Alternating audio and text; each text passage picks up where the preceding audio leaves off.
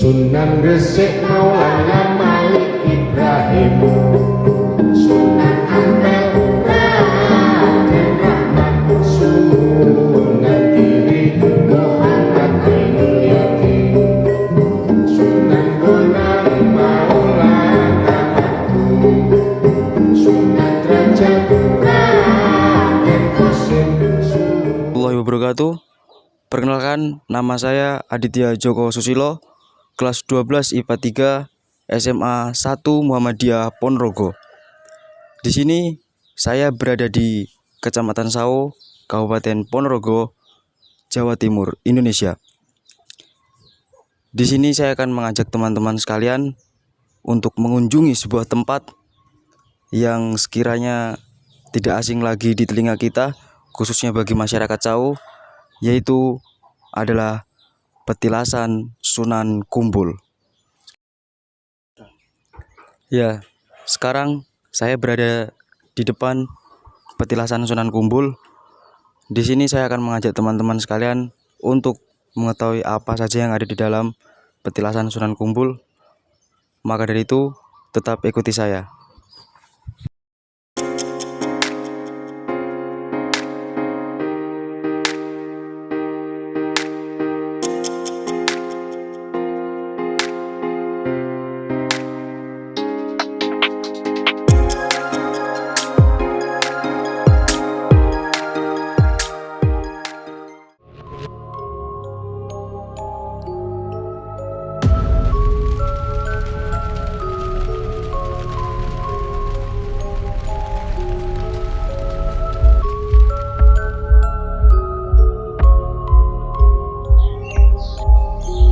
Ya teman-teman sekalian, sekarang saya sudah berada tepatnya pada petilasan Sunan Kumbul yang tepatnya ada di belakang saya. Tadi saya sudah melihat-lihat sekitar petilasan ini.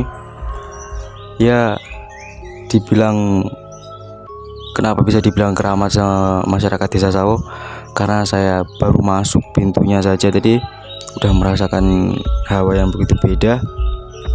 Dan alhamdulillah saya diperkenankan untuk duduk di tempat petilasan Sunan Kumbul ini, tepatnya berada di Desa Sawo, Kabupaten Ponorogo. Ya, untuk sejarahnya, kenapa bisa dibilang petilasan Sunan Kumbul? Petilasan Sunan Kumbul itu adalah sebuah tempat di masa Sunan Pakubuwono II disuruh kakaknya Pangeran Kalipokusumo berhenti bertapa di bawah pohon sawo untuk menyelesaikan permasalahan yang menimpa Keraton Kartosuro, sehingga sampai sekarang dikeramatkan oleh masyarakat desa Sawo dan sekitarnya. Tiap-tiap hari tertentu, terutama malam Jumat, banyak orang yang berziarah di tempat itu. Para berziarah tersebut memiliki maksud yang tertentu, misalnya ingin naik kelas, agar pekerjaannya sukses, agar mendapatkan jabatan tertinggi di perusahaannya, dan lain-lain. Semenjak Pangeran Kalipokusumo bertapa di puncak Gunung Bayangkaki, tepatnya di bawah pohon sawo, keadaan masyarakat di sekitarnya kelihatan tentram dan damai.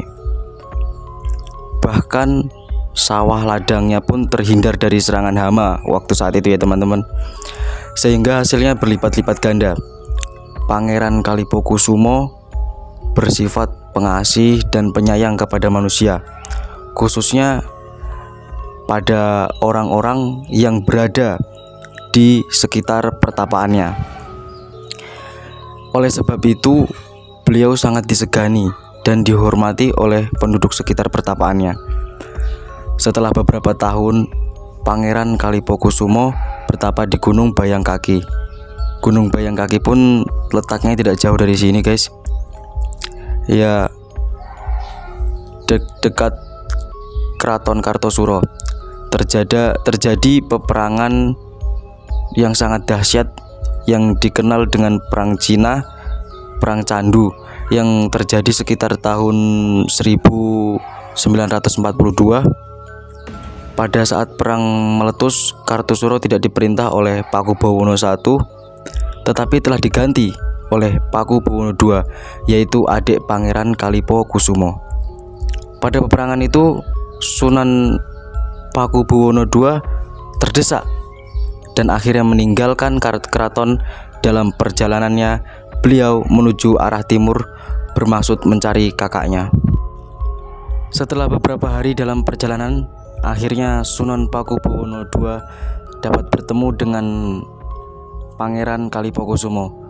Di dalam perjalanannya itu, Pakubowono II menceritakan keadaan yang menimpa Keraton Kartosuro. Mendengar cerita adiknya itu, Pangeran Kalipokusumo sangat sedih. Di saat itu, beliau segera mengeningkan cipta, memohon petunjuk kepada Yang Maha Kuasa. Setelah semedinya, Pangeran Kalipokusumo memberi petunjuk kepada adiknya agar turun dari gunung tempat pertapaannya, yaitu tepatnya pada Gunung Bayangkaki waktu itu, supaya berjalan menuju ke arah selatan. Jika dalam perjalanan tersebut telah menemukan dua batang pohon sawo,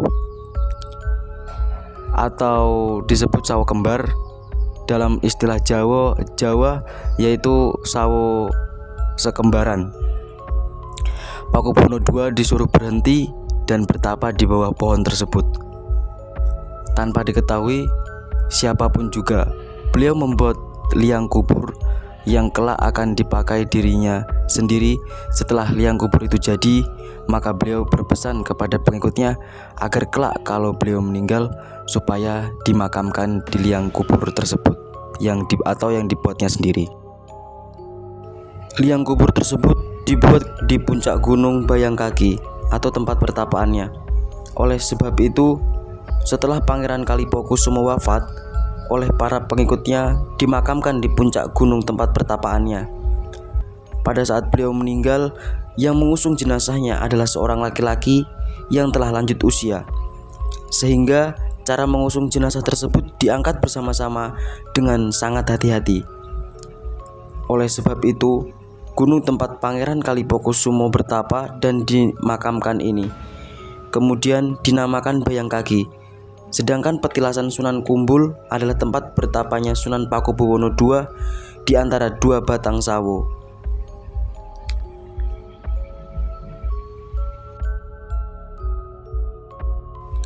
Ya, mungkin itu saja yang dapat saya sampaikan dalam sejarah petilasan Sunan Kumbul ini, teman-teman. Semoga dapat bermanfaat bagi kita semua.